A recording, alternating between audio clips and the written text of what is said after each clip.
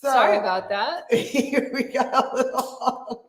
Trying to, you're right, and we're late. Thank you to everyone that hung out long enough for us to come back. We're back. We are back. Happy Monday, everybody. Happy Q&A Monday. Q&A Monday. We're very happy to be here. Yes, we are. It has been on this beautiful Monday. Good evening to you, Mr. Milligan. Yes. I don't know about our evening. grooviness. I don't know about the grooviness. Hey, Carla. It's good to see you. Carla. Thanks for always showing up. Thank you, Rob. Thank you, like all of you guys. Michael. That steady, Judith, right? Judith. Like, you're always showing up. You're always showing up. And it you means so more. We don't say it enough, but it means more than you guys could know. Especially like those of you guys, you're all like our VIPs, right? Like you're all just like steady like supporting. Yeah, we feel like your family. And we're so grateful that you guys steady show up. So yeah. Hang out. Michael with the first question. Hi, I'm heading to Africa. It's not a question we get all the time. In a few days to see the big cats in their native territory. How exciting. Oh my God, that's exciting. Not for me, but for someone who likes to travel and be around wild animals that could eat them. I'm gone 3 weeks. You wouldn't? I know you wouldn't like the travel part, but no. But you wouldn't want to be around. You wouldn't want to go see big cats? I mean, that's you wouldn't want to? That's National Geographic. That's the National Geographic. Anyway, oh my God. Back to your question, Michael. A magazine is never they have a whole channel comparative. Now. There's a channel on TV. A television channel is never comparative to seeing a live lion or tiger, Siberian tiger, like seeing a live. Do they have Siberian tigers in Africa? Like what? Okay, like how about we just get rid of our cats and I can put on cat TV for you. There you go. Would you like that? Wow. See? You need to calm down. Wow, Michael, you have stirred the pot tonight, good sir. Okay, so you're going to be gone for 3 weeks visiting Africa and seeing the big cats in their native territory. Any advice on separation anxiety for me? I'm going to hate being away from mine for so long. You know, this is really where a good cat sitter can make all the difference in the world. And cameras too, that you can just tune in from your phone. Cameras freak me out because like if I see something that I'm concerned about, then I'm going to be 3,000 miles away and not be able to do anything about it. So a cat sitter, someone that you can trust that's there a couple times a day, or maybe even someone who's staying, can be make a big difference. They can send you updates and for whenever you have reception. Preferably if you have reception, then do like a Skype or a FaceTime. Yes. So you can they can hear your voices too. Whenever Jay goes out of town without me and we FaceTime, the cats come running. They hear her voice and I get to show it's so adorable. Hello, Lori Christine, and hello, Amber. Hey, Amber. Hey, New York City music lover. Oh, I love you. Superfly 27. My cat was diagnosed a couple days ago with crystals and a UTI. He won't eat the Hills wet food, only the dry kibble. That's a tough one. Moisture is so important. So what I would do is crush up that kibble, whatever kibble that you've got going on, and put it on top of the wet food. Like a meal topper. Any wet food is going to be better than dry food when it comes to urine crystals, right? So moisture is so important for our cats' overall urinary health. So we want to feed them a wet food. Now, if they've only ever eaten dry food, then they don't recognize that wet food as food because they're what did Kara call it today? They're imprint eaters. Imprint eaters, right? So they whatever we teach them is food. So if we've been feeding them dry food, that is what they know is food. So getting them to just like all of a sudden eat a wet food when they don't see it as food can be a little tricky. So crush it up, put it on top, mix it in, put it next to it. Like these are all different ideas, right? Like different ways that you can get them to get them to eat it. You can put the wet food next to the dry food. And so they're just eating, your kitty's just eating the the kibble, but he's smelling the wet food. These are like different little tricks that you can use. Tuna water on top of it. You can use some like nutritional yeast. Thank you, Linda, for 100 stars from Mission Meow. I love it so much. But yeah, moisture is going to be so super important, especially for UTI crystal situation. Hey, we also have a product. Trisha, Amanda, throw this out there. Deb. We also have a product, and it's somewhere right here. It's nearby, I swear. We also have a product on our website, and it's called Urinary Cat Plus, and it works fantastically for urine struvite crystals in cats. And it's just pure ascorbic acid, vitamin C in a Helix water solution. Very easy to give your cats. Really great to balance the urine pH, also build the bladder lining, and build the overall immunity health of your kitty. Okay, so he loves Tro treats, but Vet said not to give him anything but the hills. Have you heard of Tinkle Tonic on Amazon, or do you recommend your whoa so fast, your urinary supplement? I've heard of Tinkle Tonic. Yeah, I don't know what the ingredients are, so I don't know where I stand on it. I honestly don't know. I can't lie. Trisha with a question. I have a question. Does my indoor cat need vaccines and rabies shots? So this is a great question. So this is a personal preference, and I'll tell you our take, right? So what we do is our kittens, as little kittens, we, by little kittens, I mean, once they're fully developed, we go ahead with their initial rabies shots, pure vax only. We only do the non-adjuvanted. And then we will wait and we'll do it the other way around, but we will wait before we do their FERCP kitten shots. Then we don't do any more because they are indoor cats. And what we say is you want to weigh the risk of the vaccine. There is no such thing. I don't care who tells you this. Just read the answer. There is no such thing as a vaccine without a risk. So weigh the risk of the vaccine versus the risk of the disease.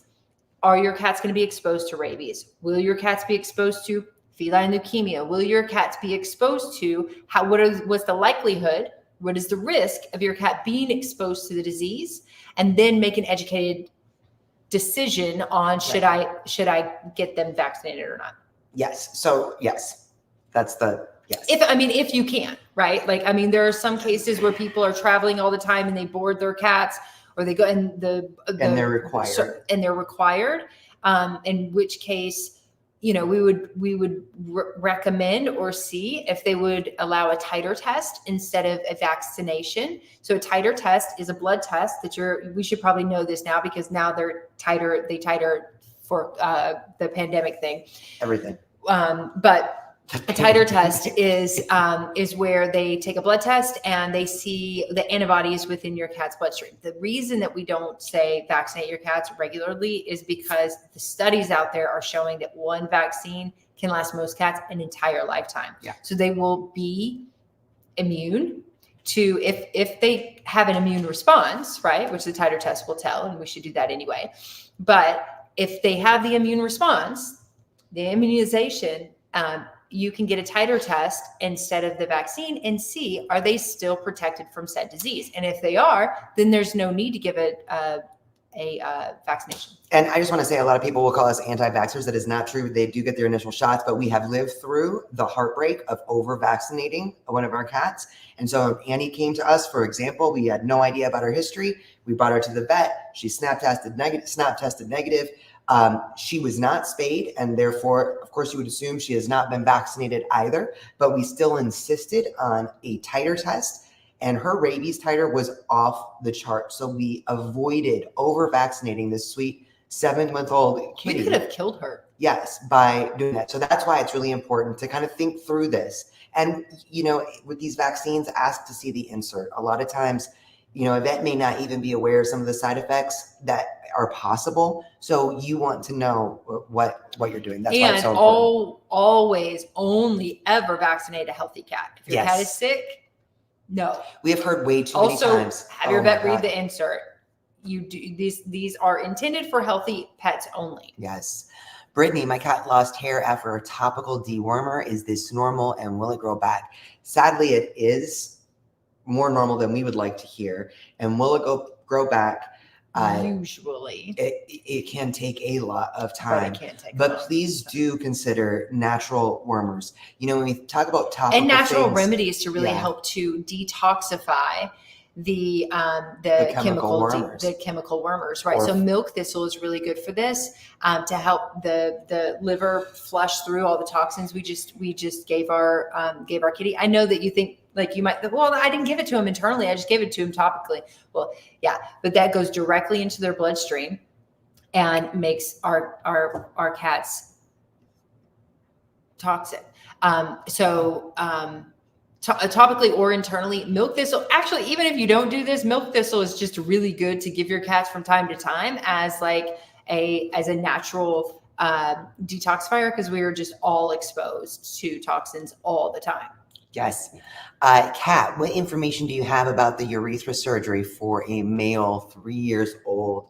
So I'm thinking you're talking about the PU surgery, where that's a tough one. So usually this is done. Do you understand? So always ask the questions, right? So what are the side effects, obviously, but what are the chances that my cat could re-block if I go through with this surgery?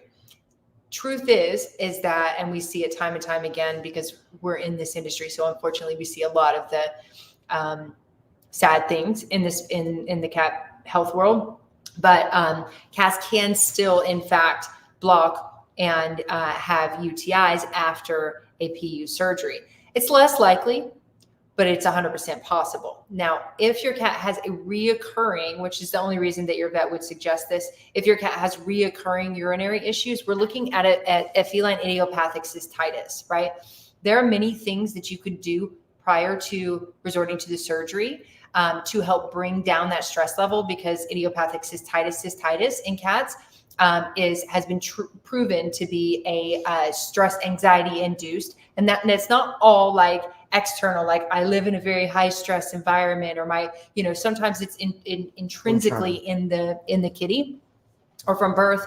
But we have a supplement called PEA that has been proven study after study after study to help feline or cystitis, even in humans, actually helps cystitis, because it helps with the nervous system. It helps with the endocannabinoid system. So it works kind of like CBD on the stress level, but not without cannabis, right? But it is a powerful supplement, and it really is. So depending on how much time you have to make these decisions and what the precondition is that is causing this discussion to happen, I would really want to look at all of those things first before pulling the trigger on the surgery. Mr. Milligan, so the freeloaders run the Trisha. Thank you, Trisha. 99 stars. 99 stars for Mission Meow. And guess what, guys? Thank you. Next week is Mission Meow's 2-year anniversary, and we are hosting a party right here, right now, next Tuesday, for their 2-year anniversary, and you guys can't miss it. It's free. Oh, it's gonna be awesome. It's right here. It's gonna be at 3 p.m. Pacific time, 6 p.m. Eastern. We're gonna have special guests. It's going to be so much fun. I'm so excited. You're going to get to see all kinds of things. Jay just said the sad stuff that we see, but my God, the amazing stuff that Mission Meow is doing to help. We get to see amazing so many, too. Like even sad stories just have joyful endings. It's really incredible the work they do. Joyful. Is that a Christmas song? It's Beethoven. It's Beethoven's Ninth.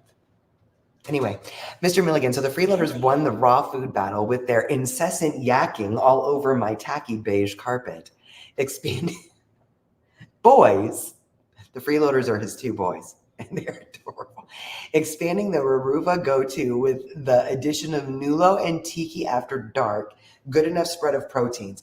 It's so funny. We were just talking with Kara with Raw Paw Adventures today, and it's like, listen, it is never wrong to do what needs to be done.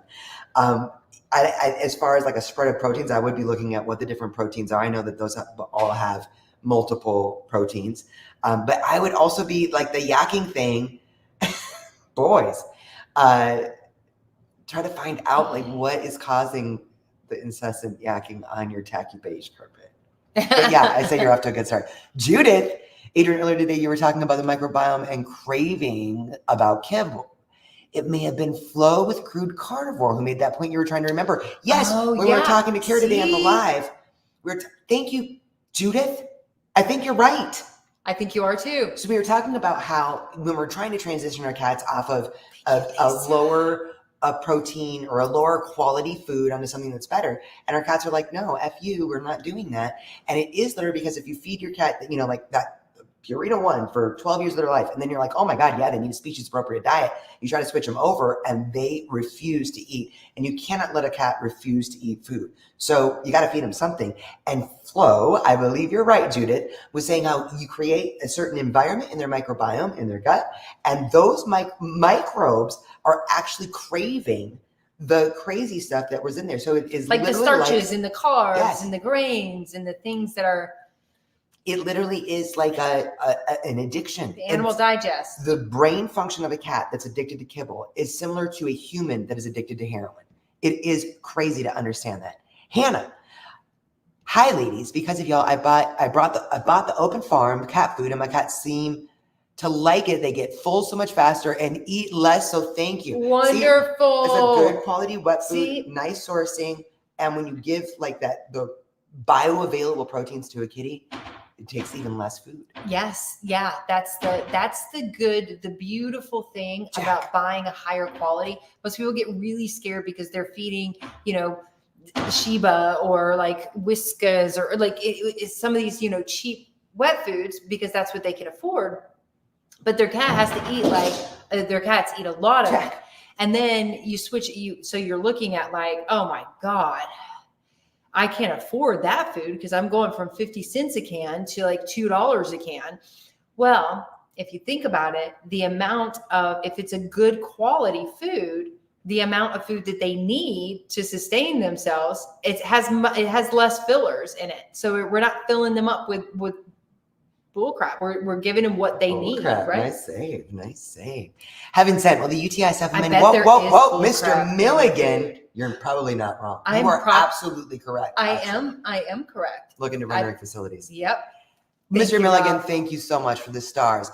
Will the UTI supplement you guys sell help with the crystals? And what wet food do you recommend that that they sell at the pet store? Okay, so great point here. Like our Urinary Tract Plus is a supplement, and most prescription urinary cat prescription foods, literally, if you look at the ingredients, all they do is they add a supplement. So It's best to find, this is the supplement. So what we recommend is feeding a wet food diet, whatever you can afford, the best of what you can afford, and add in a supplement. Yes. And I'm not sure if we're talking about big box stores or not, but shoot us a DM or you can go to our link in bio on Facebook. I don't know if we have that on YouTube, do we? With wet foods that remind me. Open Farm is a good one. Sissy's going to drop a link. Oh, thank you, Sissy. We're way behind in comments. Denise, I have a question related to Maine Coons. I have a 13-year-old male domestic, and my Maine Coon is 2. She adores her big brother and wants to play, but she quickly overpowers him, and it freaks him out. What can I do to help her learn to play with him gently? She is 2 years old and over 20 pounds. He is only 14 pounds. You've got a big baby girl. So this is going to be, I think what you're going to need to do is run out some of her energy and be present. So run out some of her predatory energy. You know that she's being sweet. She just wants to play and doesn't really realize how powerful she is when she's being playful. So I would see if you can run out and maybe even do a joint play session, right? But see if you can run out some of her predatory energy and then kind of supervise the play between them. See if your 13-year-old wants to engage, then kind of supervise it, make sure she doesn't go over the top. That's what we do with our Jack. He gets really excited about playing, and then sometimes he just goes a little too hard in the paint. You got to kind of do an intervention before anyone gets their feelers hurt, right? If he doesn't want to engage, then that's going to be more on you to make. Pam Bennett Johnson says this. She's an incredible feline behaviorist, has some great books out there. She said, try to make it part of your routine to do 2 15-minute play sessions, bringing your cat through the prey sequence, which is be amazing for your Maine Coon, for both of them, but to really run out some of that energy so she's not having those moments where she just goes a little too hard with your little one, your older one. Christina Ann, I have a 14-pound male Siamese cat that is 1.5 years old and a 7-pound female tuxedo cat that's 2 years old, what would you recommend for exercise for them? They're indoor cats. That is budget friendly. Yes, a wand toy. Dabird, DABIRD is like, I don't know how much after inflation is probably $12, right? But it will it is like a fantastic. Maybe it's cheaper than that. I think when we first I think it's actually $15. Is it? But it's Dabird by Go Cat Go. It is a very low profile, like a 3 foot long, low profile stick with a very low profile string. It is worlds apart from any other wand toy you will probably find anywhere else.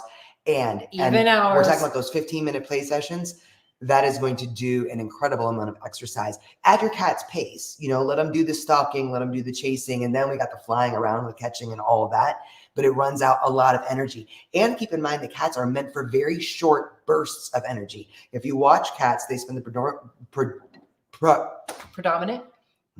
majority of their hunt, of their prey sequence in that stalking mode. The thing that's funny, it's like they're stalking and they move like 3 inches. We don't even see it. And then all of a sudden they're up on it. And then they have this crazy short burst of energy for the chase and the kill bite and all of that.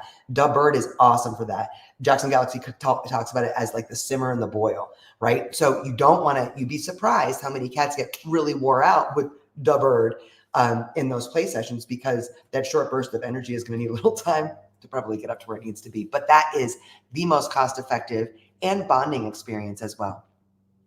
Tickle tonic ingredients: couch grass, dandelion, echinacea, horsetail. Sounds good to me. That does sound good. Mm-hmm.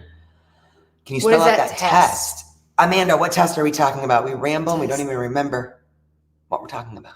The feline hair and saliva test? Did we talk about that? Did you say anything about that? On this one? I don't think so. So we talk a lot about Innovative Pet Lab does a gut microbiome test, which is incredible for cats that are going through, maybe you've been told your cat's allergic to everything. This really helps kind of figure out what's going on in the gut to see if they've got a healthy gut, they've got leaky gut, they've got imbalances that are going on. The feline hair and saliva test is a scan that's done. Both of these are at home, so you can send in a stool sample for Innovative Pet Lab or IPL. And for the feline hair and saliva test, you literally get some.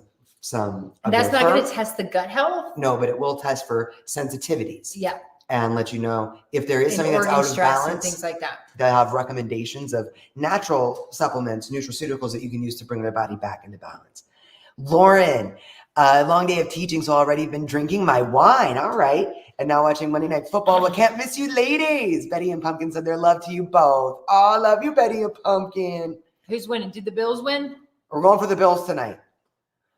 How does diatomaceous earth work on fleas? Does it kill them? I tried it once and it didn't seem to work. Diatomaceous earth works by basically smothering the exoskeleton. So it does kill them. But it is something, we've tried diatomaceous earth on the inside. Grade. Yeah, only feed grade. Food grade. Food grade. Thank you. Human grade, food grade, diatomaceous earth. And it does take a little bit of time to work. So depending on what the situation is, it's a great deterrent. You can put it around the perimeter of your home or yard or patio. For us, it works so much better on the outside of our home. Not putting it inside ever again. Ever again. My gosh. That was like Robin. 4 years ago, and we are still cleaning up dust. What kind of treats do you give your cats? We are big Minnow fans. Munchies. Yep. Minnow Munchies is their go-to, but single ingredient treats. Go check out Dr. Becker's Green Juju. Green Juju. Like treats that are very totally biologically appropriate and bioavailable, and or the less ingredients, the better when it comes. Be on the lookout for a lot of fillers. How is Annie Banani doing? We call her Annie Banani too. She is so good. Oh my God. Madison right now is doing that thing that we were talking about. She's just got her chin laid on the carpet. Oh my God, she's so cute. Love her so much. Annie Banani is so good. She's doing so good. She's such a little angel. She's such a little fetcher. Saturday, this weekend, we had a Zoom meet up with one of our favorite veterinarians, Dr. Katie Woodley. And the entire time we were on a Zoom with her catching up, Annie was just running in, dropping a tampon for us to throw back. So she was just favorite toy. Katie was like, What? Really? She's nonstop. This has been over an hour and she's still playing. We're like, yeah, she is nonstop. Amanda, what is a great ear cleaning solution for a cat who has some buildup? Thank you for noticing. You know, yes. So if it's not infections, if it's not ear mites, actually, this is if it is, yeah. Oxycat, Feline Essential Oxycat. You might already have this. It is our go-to. So one of our cats, Zorro, some animals are prone to it. Some are just not.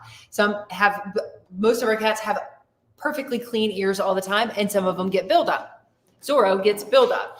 But It doesn't happen often. Since we started using this, it went from like I was cleaning it every few days to every week to then every month to then every 3 months to now like maybe twice a year, probably more like once a year. But what we do it how you want, because I know like Q-tips are like a trigger for a lot of people. Look at the inner contour, like look it up. Look up the inner contours of an ear, like look up a diagram. The inner ear of a cat, like just Google it. Yeah. So you'll see there's so many more little ridges and whatever, and you never want to go all the way down. So you want to be careful with Q-tips. Yeah. But for build up, what I do is I dip a Q-tip in there and he lets me. I've been doing it since he was a kitten.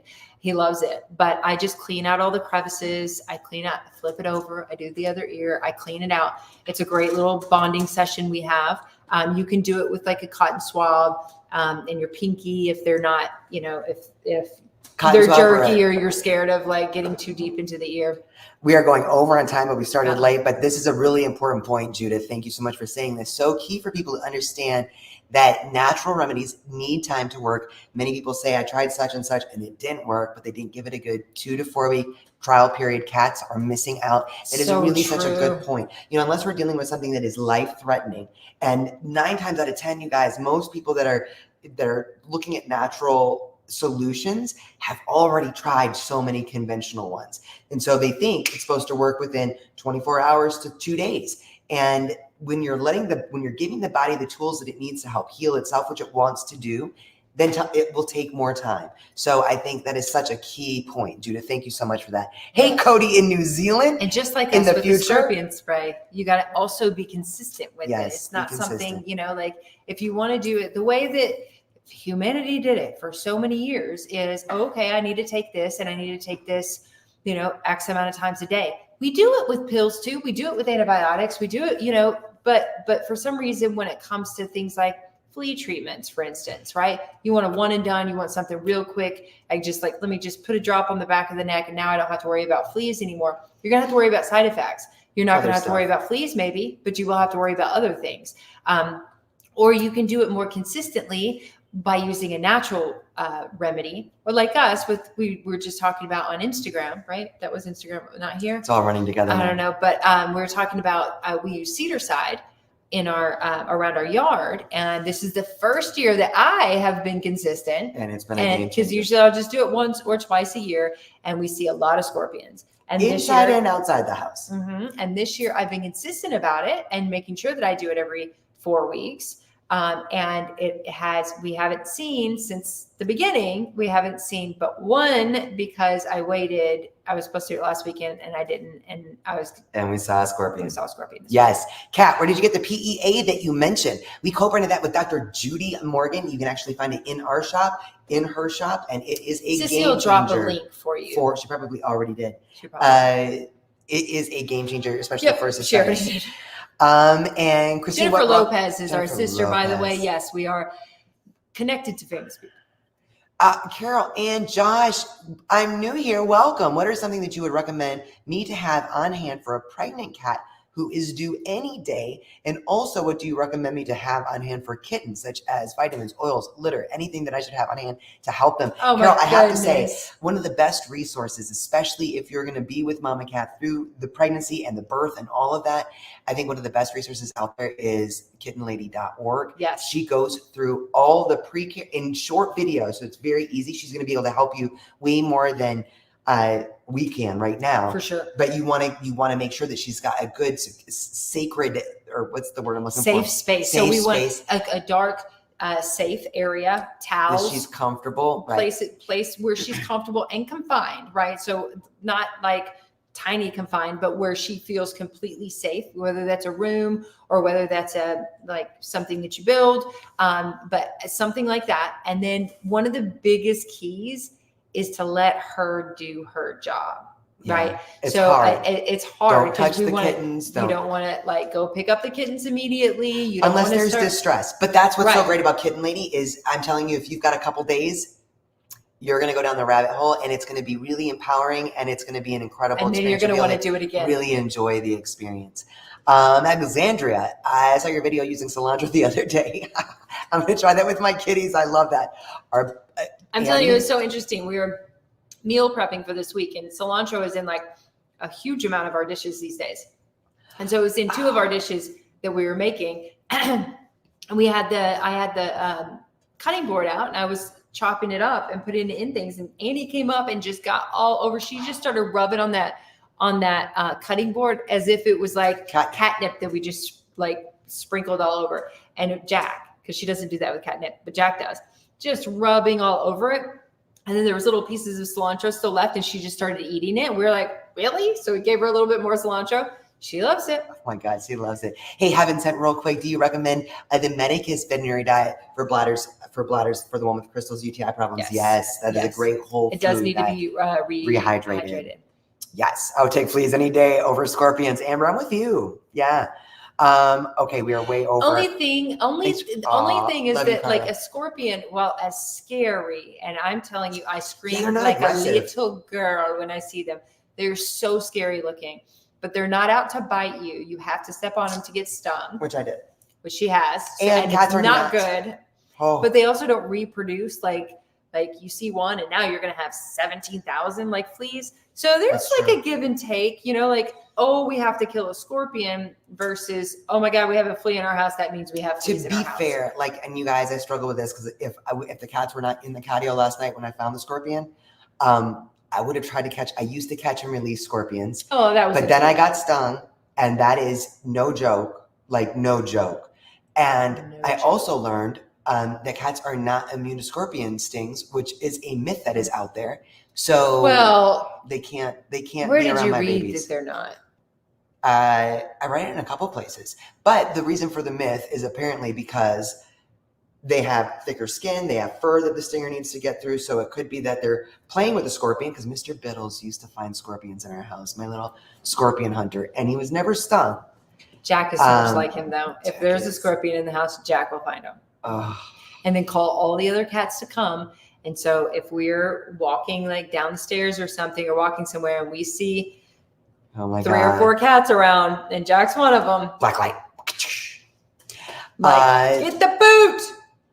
The boot. Judith is Feeling Essential merch still available. Last time I looked for the merch on the website, I couldn't find it. So our merch provider has taken a little MIA from the industry. She may be coming back. We're considering using another. We really didn't sell a lot of merch. Let's be honest. But you look fabulous in Feeling Essential shirt, Judith. So I love you so much. We might come up with something. Who knows? Teresa's here. Shout out for CatCom. I gave some to a work friend for a cat who had escaped the second day they got him. Gone for 18 days. He's a Bengal cat. She had said that he had been a bit crabby and not great with the other cats since they caught him. She gave him this. After a couple of days, she said they actually laid up some on the couch together. No, his seeing since he's been so calm. That is awesome. I obviously need to put a little bit more in Jack's food because he is a holy hellion tonight. He is. Jack William. Okay, you guys. Jack, we have to wrap it up. Poor Sissy has been working since 6 a.m. her time, and that is 4 a.m. our time. Pam said, do you have any advice for helping lizards recover from being traumatized by my cats? Pam, perfectly holistic in the house. I don't know if there's a lizard away. There might be spray a behavior, or where they just don't come into the yard, or maybe some leash training, or I don't know. We have lizards in our yard. Squirrel and we're probably going to deal with that. Those lizards can easily get into the catio. Oh no, I will do a check before I let the babies. I always do a check before I let the babies out in the catio. You're not faster than a lizard. No, but I would catch a lizard and put him out of the catio. Correct, before you let them in, but then they're going to be in there. I don't think for hours. If the babies The babies are good about. We shall Thanks see. for opening up that can of worm, Pam. I love you so much. Now just another fear instilled in Adrian. Whatever. Okay, guys, we're gonna wrap up. So we're gonna go have some din and my sweet Madison Grace. Yeah, she's escaping her brother. I know your brother's a hound. Jack right here. Yeah, nuts. They are so nuts. Weird. Team Annie or Maddie or yes, all of them. We're team cats. We're just team cats, guys, aren't we? We're team cats. Let's be team cats. All right. So, just if you don't know yet, we've got a bunch of big things coming up. Stay tuned. A bunch. So, like you're going to be a little overloaded. So you want to, like, when you see something and you're like, oh, I might be interested in that, write it down. Say something, whatever it is, right? Like, because we've got a lot of events coming up next, back to back. And we're not going to be here next week for this because we are going to be hosting an after party at this time for a fundraising event with the Animal Communication Collective and Puppy Kitty New York City, which we're very excited about. It's going to be a Zoom event. So you'll get an invite from us. You'll actually, if you're on our email newsletter, you'll get it tomorrow morning. So go ahead and with the information to sign up. Right. And then we're going to be posting about it too. So that's next Monday, but then we have something Tuesday and then we have something Wednesday and then we have something this Friday and then we have something on Wednesday. Oh my God. We've got our first episode ever in 2 days of Cocktails and BS with Dr. Barry Sands. And it's going to be so beautiful and so wonderful. And you guys, you remember for those of you guys that are like stick with us, right? Jack. You remember we used to do wine with Dr. Woodley? Now it's Cocktails and BS with Dr. Barry Sands. Very excited to do this series. It's going to be a series for the rest of the year. Every month we're going to be meeting and she's really going to be able to explain to you guys and us on a more scientific level of how energy affects our cats. And covering a gamut of things, right? So we're talking about UTIs. We're talking about, health issues, behavioral issues, all of this. And we're very excited for it. So join us on Wednesday at 5 p.m. Pacific time. It's 8 p.m. Eastern, right here. Same time, same place, not same time, but same place. Real quick before we go, and I don't want to end on a sad note, but this is important. Angela is here. Angela Crow, my love. I just recently lost her baby Roman, pretty tragically. He was outside and there was a loose dog. So I just want to say how much I love you and I'm sending you a big hug. Thank you for stopping by, even though you're going through this right now. So if everyone here would please just send her some love tonight and rest in peace, sweet Roman. We love him so much. We love you so much. Yes. We love you all. We love you guys so much. Thank you for joining us and we'll see you very, very soon. Good night, you guys. Bye, guys.